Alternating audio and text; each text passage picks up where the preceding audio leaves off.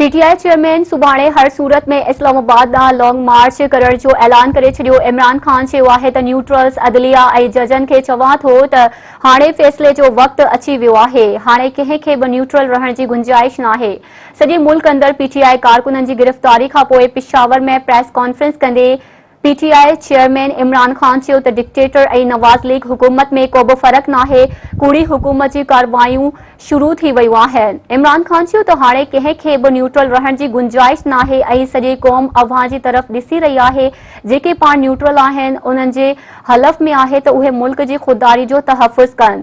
हुन चयो त हिन वक़्तु मुल्क जे मसइलनि जो हल फ़ौरी चूंडूं आहिनि। ख़दशो आहे त मुल्क में श्रीलंका जहिड़ियूं हालतूं पैदा थी सघनि थियूं।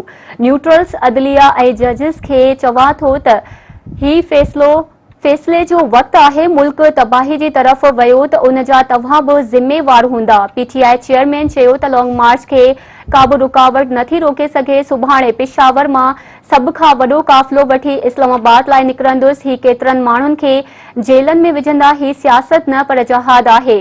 ॾोहारियुनि खे ग़ुलामी खां मौत बहितर आहे।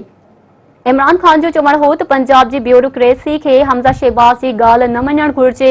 हमज़ा शहबाज़ अक्सरियत विञाए वेठो आहे। शहबाज़ शरीफ़ ऐं उन जे पुट खे सज़ा थियण वारी हुई जिन खे बचायो वियो।